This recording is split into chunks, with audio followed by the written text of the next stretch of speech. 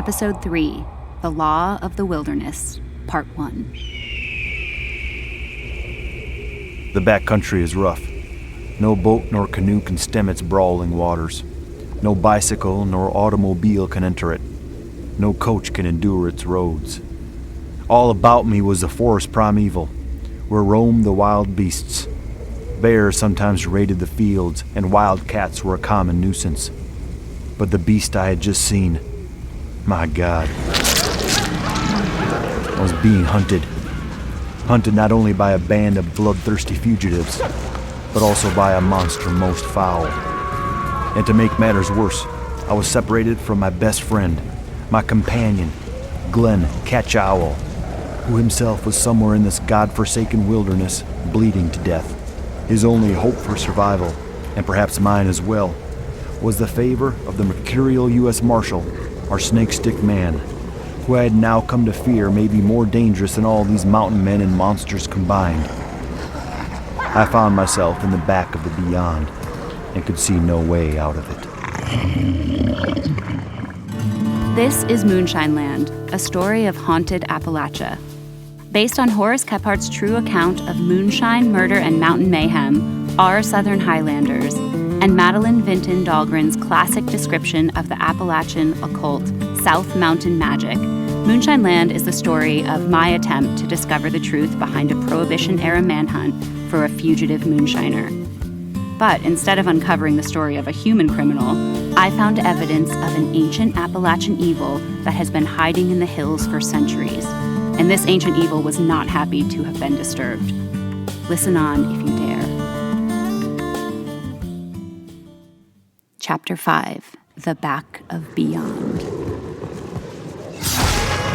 I watched the great beast tear into those rugged mountain outlaws with such ferocious malice, I almost felt sorry for them, even though they had just moments before tried to kill me and my companions. I looked around me again. I was sure. Catch and the snake-stick man had disappeared.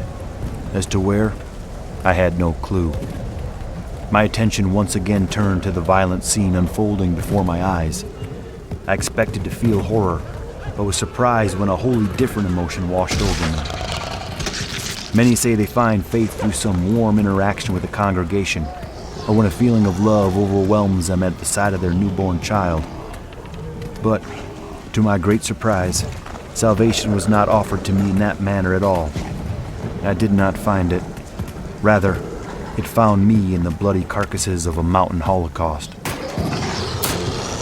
As I watched the black dog of South Mountain, the wolf man of Appalachia, work its blood-soaked jaws against the flesh of screaming men, I knew God must exist.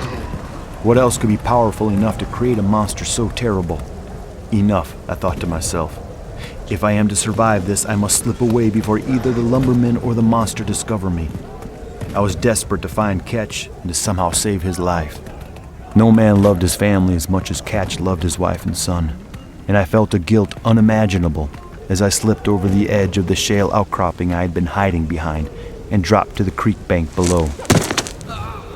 The searing pain that coursed up my leg as I landed almost blinded me and stopped my breath in my throat. I covered my mouth and stifled my screams so as not to draw attention to myself. Reluctantly, I looked down and discovered that I too had been wounded in the firefight. A load of buckshot had torn my flesh and broken my right leg. Somehow I had not realized I was wounded until just now. The adrenaline that coursed through my veins as I dragged Catch out of camp while firing back at the lumbermen must have masked the pain. That mask had fallen away now and was replaced with agony I cannot adequately convey. I will say this. If the horror of the wolfman had not convinced me there was an opposite to the Almighty, this pain in my broken and bleeding leg may very well have done the trick. I took my knife from my belt, cut a strip of cloth out of my overcoat, and fashioned a crude tourniquet and splint from a stray stick. This was a slow and difficult procedure. Pulsing pain washed over me as I grappled with my broken bone and the ripped skin it had penetrated. Waves of nausea threatened to knock me unconscious. The blood on my hands ruined my grip, and the bit of overcoat I had cut slipped through my shaking fingers as I tied knots. Finally, after several tries, the splint was made and attached. I could not walk, That was for sure. So I tossed anything I felt I could get by without to lighten my load and started crawling. I kept a 6-shooter in my holster, a few cartridges in my pocket, and the knife tucked into my belt. I hoped, but did not believe, these items would be enough to sustain me. The sounds of murder from Bairdell's camp had faded and were replaced by the eerie quiet of the mountains. The dribble of the half-frozen creek and the shuffling of the winter-brown leaves that still clung to branches in the cold Appalachian wind did little to mask my grunts as I dragged my body across the mountainside. I was so loud as to make myself a target, and I knew it. That fact was made all too obvious when I heard the footsteps. I stopped moving, afraid even to breathe. And there it was, in the trees in front of me, crouched on all fours now, not standing like before. It was perhaps more frightening. Perhaps not. It is difficult to quantify fear. In any case, it slinked over to me the way a wolf does as it approaches for the kill. I felt its hot breath on my skin.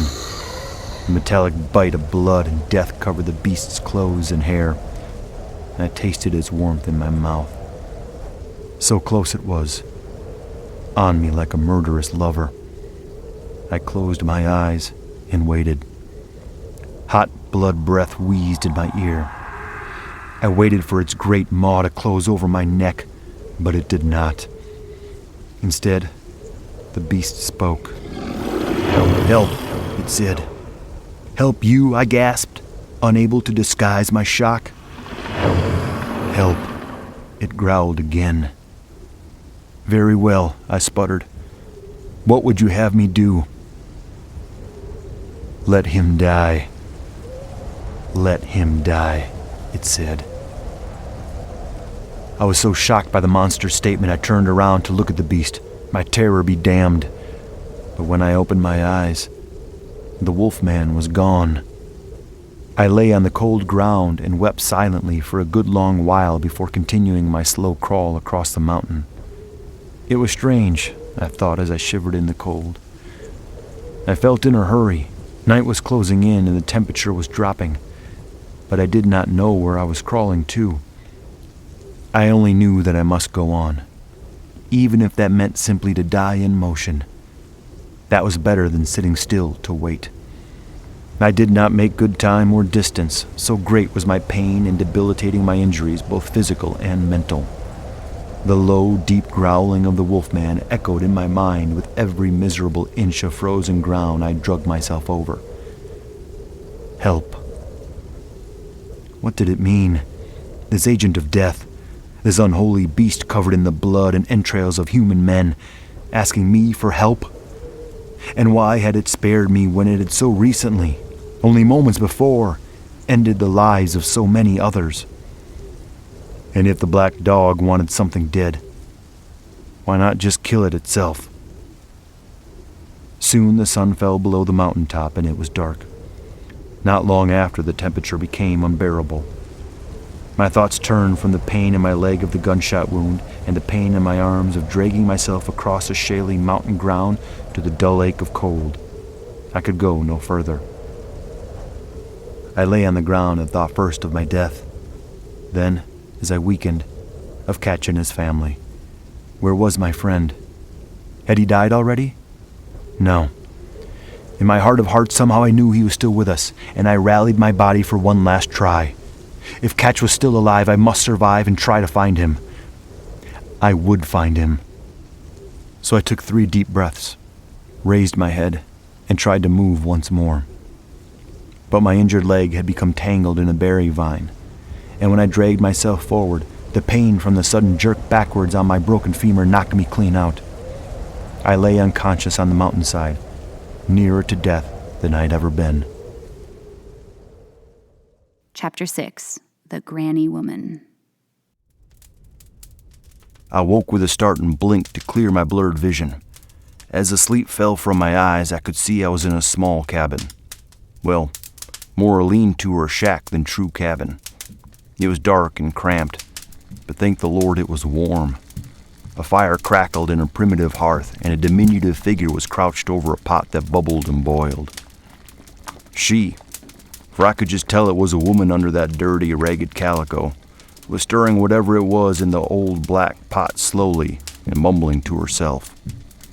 I could not make out what she was saying, but the rhythm and meter of the sound suggested, to my ears anyway, a prayer or a spell. I tried to lift my head and speak, but she must have heard me because before I opened my mouth she raised her hand, without looking away from her cookpot, and spoke. "Don't move ye none," she rasped. "Hit's a bad break have you in yon leg, and black pison in your blood." She spoke with the strongest affectations of mountain speech that I had yet come across in my time in the Appalachians, and her gravely voice struck fear into my heart, so harsh was its timbre. She turned to face me, an earthenware bowl of that bubbling brew in her hand. Her hair was white, and her face was a sun-baked brown even this late in the year, a testament to the time an isolated mountain woman spends outdoors in her quest to survive. She stood up and moved toward me. Her spine was crooked from years of back-breaking labor and her gait uneven, but her eyes shone bright blue. They were the only part of her that seemed younger than the mountain on which she made her home. I had been told stories about women like this, the one in whose home I now was a guest. There is a term for these aged mountain women who live in even more isolated lives than the rest of their Appalachian kin. Wise and experienced, these granny women, as they are called, know all the secrets a mountaineer needs to survive. They can cure sick livestock, assist a woman in a difficult birth, and concoct all manner of healing potions. They also, generally, have a deep knowledge of the black arts, so it is wise to keep them a friend and never make of one an enemy. And so this granny woman kneeled before me and wordlessly offered a drink of that potion she had been stirring when I first awoke. I could not help myself. I hesitated. My stalling was met with a stern glare. "Drink, you," she commanded. So I did. You may wonder what the drink tasted of, but in truth I cannot tell you. I have no memory of the taste, only that it was warm. "How did I come to be in your home, ma'am?" I asked after swallowing her brew. She said nothing, only stood up, limped back to her chair by the fire, and sat. I noticed now that there was some type of small animal roasting on a spit above the flames. The granny woman began turning the spit, roasting whatever it was with the kind of patience only the elderly possess. "What have you given me to drink?" I continued. She said nothing, kept turning her spit, and pointed commandingly at the bowl I held in my hands. I nodded and took another sip of the draught. "For your own leg it is," she said. "Have you up and about by daybreak?" I looked down at my injured appendage. The granny woman had wrapped it in a poultice and must have set the bone while I was yet unconscious. I was impressed with her skill, but did not believe I would be on my feet any time soon. "Ought call you Thomas the way you doubt," she said, turning the spit and seeming to read my thoughts. "But what is your given name, son?" "Horace," I told her. "And while I do doubt I will walk in the morning, I sincerely hope to be incorrect. Now tell me, how did I come to be here in your home?" Again the granny woman seemed to ignore my question. She cut off a piece of the roasted animal and brought it to me on a tin plate. "Ain't much," she croaked, "but I'll share with ye what I do have." It was not until she set the food before me that I realized how hungry I had become. I tucked into the meal and was surprised at how good it tasted. I felt better with food in my stomach, and the ache in my leg was less severe than before. As I ate, I managed to ask the granny woman about Ketch. I told her about the shootout at Bairdell's camp, Ketch's injury, and that I was looking for him in the Snake Stick Man. I did not mention the black dog of South Mountain. I felt that broaching the subject of the wolf man may have been too much even for this mountain mystic, so I left it out. But had she seen Ketch? Heard or seen anything that might help me find my friend before it was too late? The granny woman's gaze dropped to the dirt floor and she shook her head. "Truly, you do not recall, do you?" she asked. "How you come to be here, in my home?" I shook my head. "No. I've a few things to tell you, Horace. I do not know yet that you are ready to hear them." Her voice, so strong before, was little more than a whisper now. Fearing the worst about Ketch, I implored the granny woman to tell me what had become of my friend. At last she acquiesced. She turned to me and placed her hands in her lap, clasping her fingers together and nodding her head. "It were the black dog what brought you here to me, Horace." "What?" I exclaimed. "The Wolfman of Appalachia? Brought me here?" "Yes." Cradled in his arms, she said, her face solemn and drawn. "And after he dropped you here, he took me to a cave across yon holler and made me listen to what was happening inside. 2 men in there it was, and what I heard between them I must tell you now. That is, if and you are ready to hear it." I told her that I was ready and desperate for any news of my friend. "Very well," she sighed. "I wish it were different, but the news I have for you, it ain't good. And now, dear reader, I will relate to you what the old granny woman told me she saw and heard while she eavesdropped at the mouth of the cave across the holler. Chapter 7, A Devil's Bargain. The cave was made of limestone, a great dark hole carved into the side of the ancient mountain by the persistent, unyielding action of billions of drops of water over millions of years. Even now, water yet trickled down the side of the limestone, taking tiny bits of the mountain with each drop. She saw him, our friend Ketch, inside that mountain's maw, laying against the old cave's wall. Blood from his wound was pooling below him and mixing with the drops of water, staining the bedrock floor. The snake-stick man stood next to him, keeping vigil, leaning against that sinister, serpentine walking stick of his. He carried a lantern to light the dark, and it cast black, dancing shadows. But, the granny woman told me, the snake-stick man's shadow did not appear in the same shape as he did. As the lantern's flame flickered, the dark outline behind him was not of a duster coat and cowboy hat. Instead, a sinewy body crowned with a set of black horns danced across the cave wall behind our snake-stick man, and the serpent at the head of his walking stick, while in reality made of carved wood, had a shadow that curled and hissed as a live snake would, even as the wood rod remained stone still in his hand. "Wait, Ketch," she heard the snake-stick man command. "We have something to discuss." Ketch opened his eyes, somehow roused from the torpor of imminent death, and looked around at the cave first with confusion, then anger. He managed a question. "Why are we in this cave?" The snake-stick man stood and pointed at the cave wall with his walking stick, the shadow of the snake's tongue tasting the dark subterranean air. "To be closer to where I come from." At this moment, the granny woman said Ketch tried to stand, but lost his footing in the muck of his own blood and fell backwards, landing in a painful slump upon the ancient stone, unable to escape. The snake-stick man casually ignored this attempt to flee and spoke once more. "These mountains are old, Ketch," the snake-stick man continued. "The first to reach their peaks up toward the sky, but they are the most worn down, and their caverns and caves reach deep into the earth. And once this water, this cool water that takes a stone and turns it to emptiness one tiny drop at a time, once it digs deep enough." At this point, the granny woman said the snake-stick man paused his speech, knelt down next to Ketch, and pressed his hand deep into Ketch's wound. "Once deep enough, I can dig myself out and become free." The sound poor Ketch made, the wail of unspeakable agony as the snake-stick man's finger wrapped around his innards, was more than the granny woman could bear to describe. Instead, she told me this: "I never wish to hear such again, as many or as few days as I still have left on this earth." The granny woman told me this as well. When the snake-stick man knelt down to hurt poor Ketch, his shadow did not. Instead, the shadow of a horned beast with a real serpent in his hand stayed upright on the cave wall. And it danced. After what seemed an eternity of pain, the snake-stick man released his grip on Ketch's intestines and stood. His shadow remained detached from him and started to creep, slowly, toward the mouth of the cave. Ketch did his damnedest to catch his breath and subsequently asked the snake-stick man a question that had been on both our minds for some time. "What are you?" The snake-stick man looked Ketch in the eye and smiled.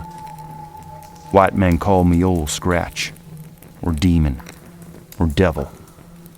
Your people, the Cherokee, might say I am the one dressed in stone. They are all equally close to the truth, and equally far from it. Ketch stared back at the snake-stick man with a boldness that surprised the eavesdropping granny woman and answered the snake-stick man thusly. I do not believe in any of that. The snake-stick man smiled again, the grimace that parted his lips even more forbidding than before, and laughed. His horned shadow, now several feet away from him, creeping toward the mouth of the cave, threw its head back in a silent, mocking cackle. Oh, my dear Ketch, the snake-stick man's voice was smooth like oil. It matters not if you believe, because, as you can see, whether you be my servant and full of faith or a skeptic full of doubt, it makes no difference. I yet exist. The snake-stick man launched himself down again and kneeled at Ketch's side. He cradled Ketch's head in his hands and pulled his face close. Do you wish to see your family again? The snake-stick man asked. Do you? It was at this moment that the poor old granny woman realized the disembodied shadow had crept upon her and was staring at her with missing eyes, hidden behind a darkness too deep to describe. She was so afraid she was unable to move, even to fall to her knees and weep, though her legs shook like leaves in a windstorm. The shadow turned its horned head and held a hand to its gaping black maw as if to shout, but no sound could be heard except by the snake-stick man, who turned his head and answered the apparition's call. Yes, he hissed. I know she is there. It is as I wish it to be. I need the granny woman to see.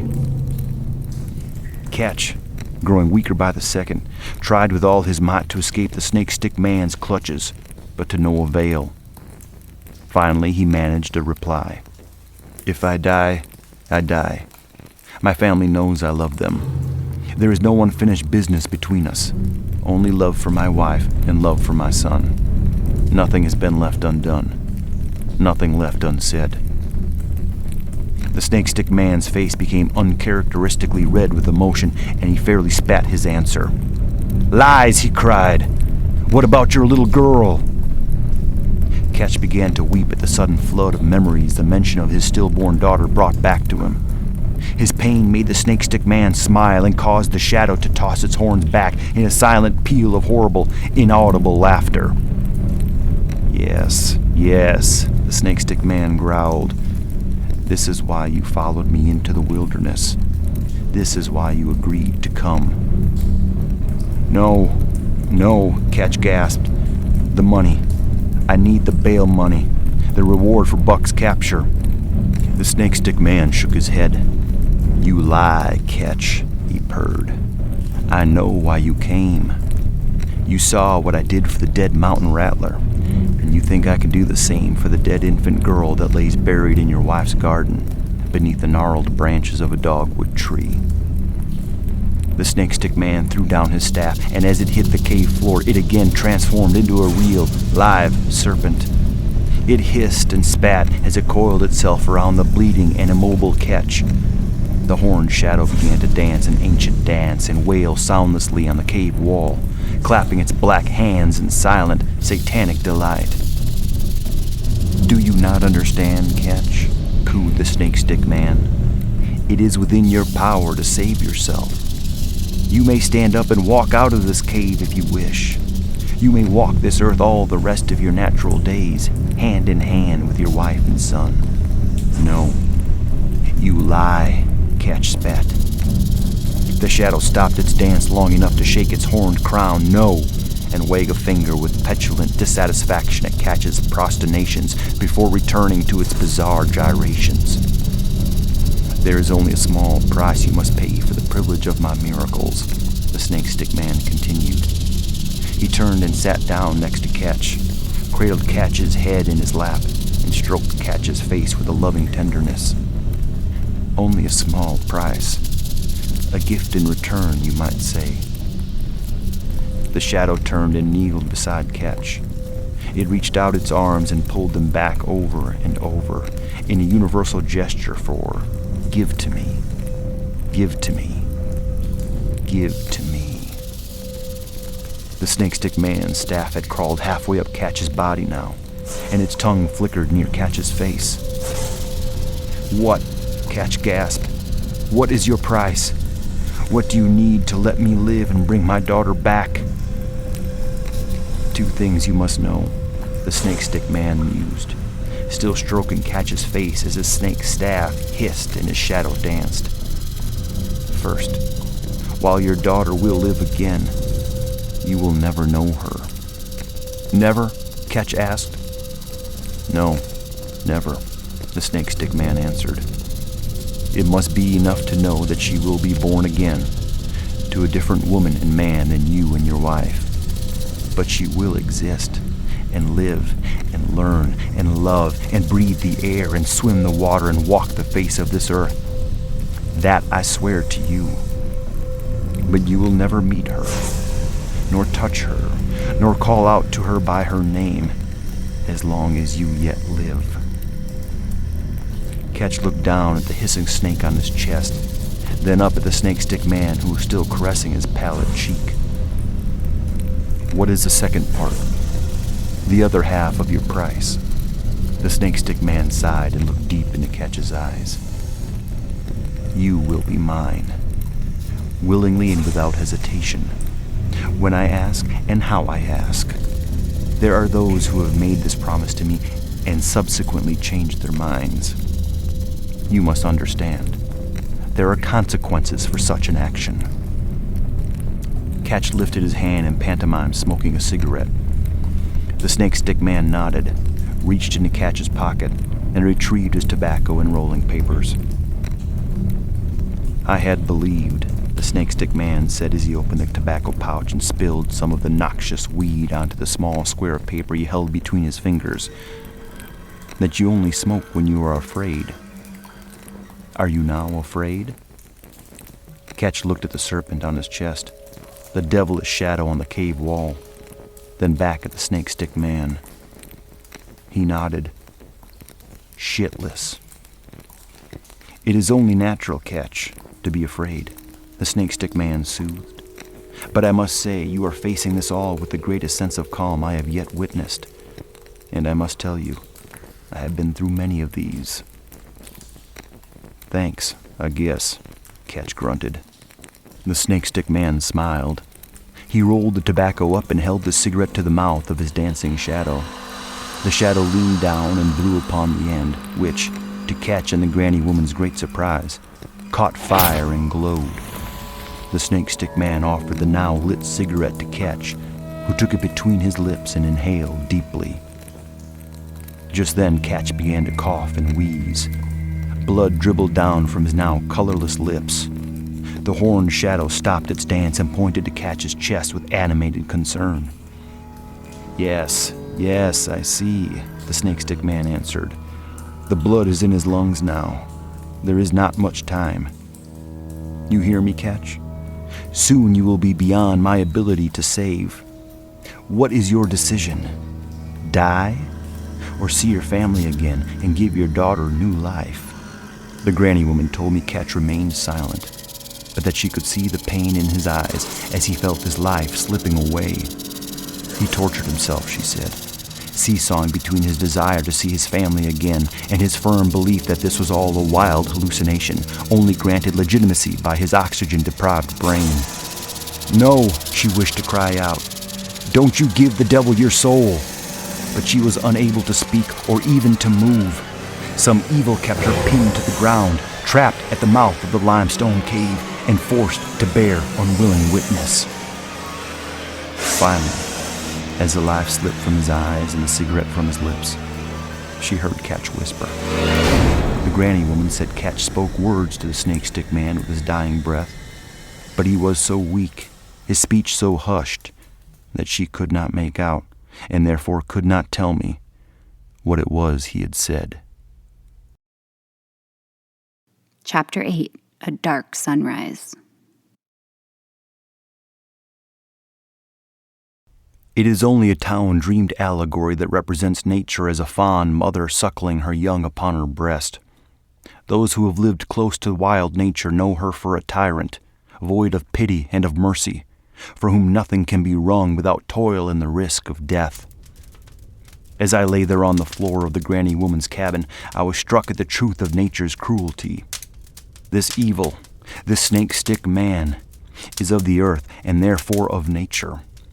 And whatever gifts he offers, whatever miracles he provides, they come at a cost disproportional to the greatness of his deed. So for Ketch, the mortal life of his daughter would cost him the immortal soul he does not even believe he possesses. The granny woman was still seated in front of me, stirring the pot in the hearth. She had stopped speaking and her face was like stone. The cook fire cast her shadow against the log wall of the cabin, and it grew and shrank with the flicker of the flames. "Is that all?" I cried. "What else can you tell me of my friend? Did he agree? Has he sold his soul?" She did not answer, only shook her head. "Oh God," I moaned, "it is my fault. He never would have left on this God-forsaken manhunt if I had not encouraged it." I sat there, unconsolable, thinking of Ketch's poor wife and son, and of Ketch. Had he sold his soul? It was unspeakable to imagine, and I was lost in dread when a sound in the dark valley below roused me. "Wait," I said, my mind suddenly ablaze with questions. "You said the wolfman brought me here, and then he brought you to this cave?" The granny woman's hands clasped each other in a state of nervous fidgeting, but her face remained as placid as ever. A small nod was her only answer. "And this is the same wolfman, the same black dog of South Mountain that attacked the outlaws at Bairdell's camp when they began to shoot at us?" Again the granny woman nodded, then tried to change the subject.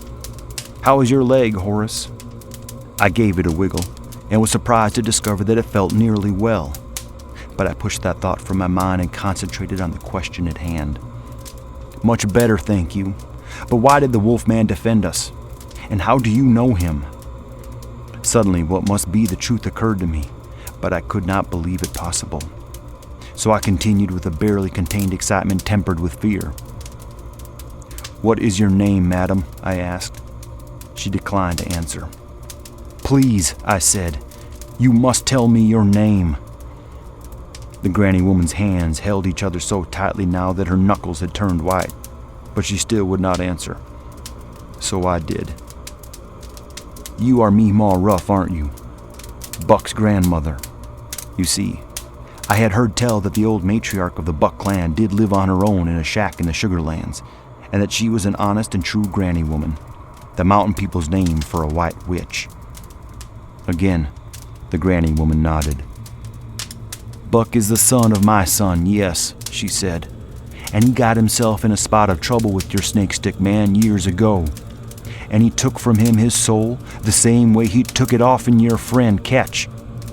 And my boy, my Buck, he was cursed to walk this earth when the night is dark as the black dog, as the wolfman of Appalachia." "My lord, woman," I gasped, "this is how he escaped from his prison cell.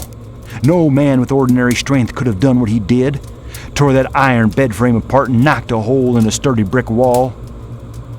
Yes, it be true what you're saying, Horace," the granny woman nodded, but looked increasingly uncomfortable.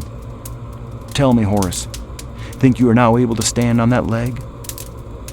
I put a little weight on my injured leg and was once more shocked to realize that the potion the granny woman had given me seemed to have worked. There was almost no pain now. But again, I pushed that thought from my mind and continued my questioning. "And that is how Buck escaped detection all those weeks in the hills, with all those marshals after him, and the dead bloodhounds. That was him?" "Yes, but Horace, listen to me. Then why was the snake-stick man searching for him? And why did we go on this journey?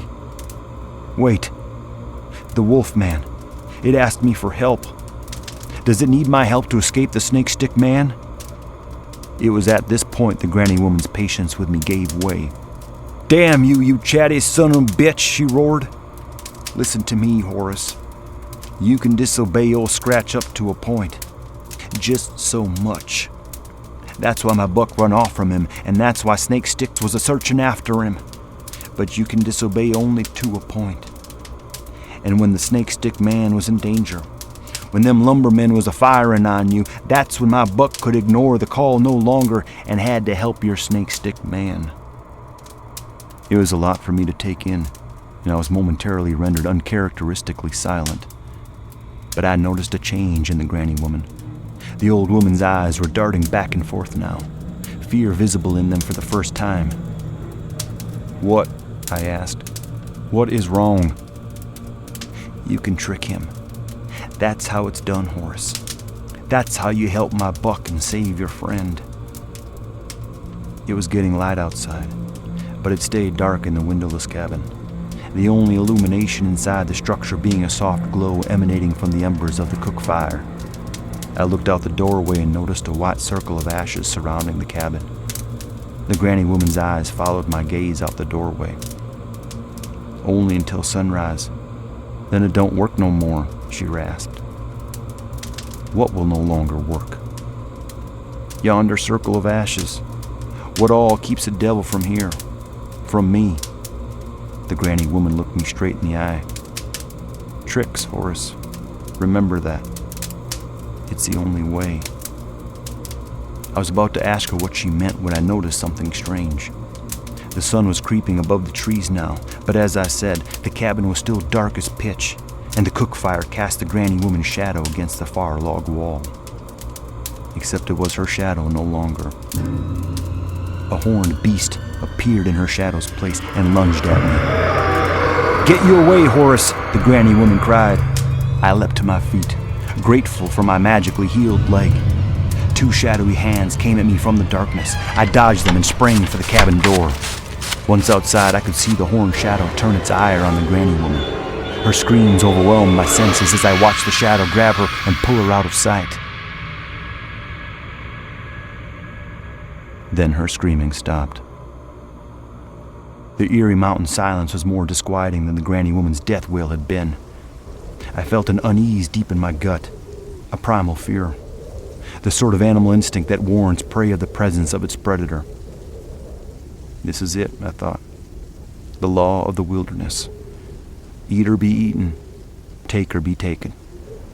I knew in my bones I was in great danger, so I resolved to flee. But I did not have time to go anywhere, because as I spun around and turned heel to run, there he was, standing right behind me.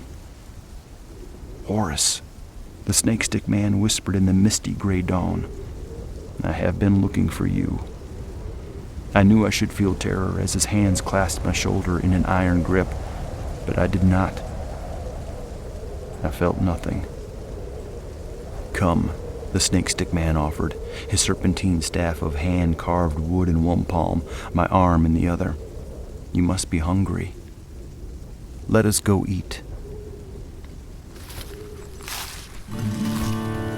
As the snakestick man led me deeper into these Appalachian hills, deeper than any man with good sense would ever willingly go, I knew I should have felt fear. But as I said, I did not. Instead, I was empty. And do you know why, dear reader? Because in that moment, I realized I had no earthly idea what to do. My mind was blank. I thought back on the stories and legends I'd spent so many cold mountain nights reading by candlelight and could think of none that would help me. I was at a total loss. I did not know what to do. For perhaps the first time in my life, I did not have a plan. I could see no way forward. So I prayed and hoped I would discover one and have the chance to enact it before my soul, as well as the soul of my dear friend Ketch, was forfeit to this evil, this devil, this snakestick man. But I must confess, I was in no way confident I would find a way to succeed. I came to realize as I walked beside the snakestick man that morning that I was damned.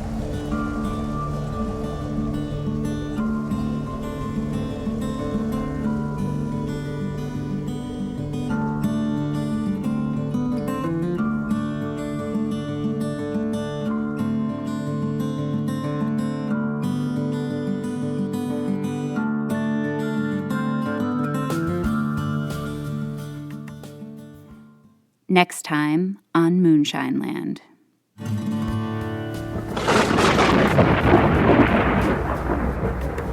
Thunder and rain pounded the bookshop. I looked through the window.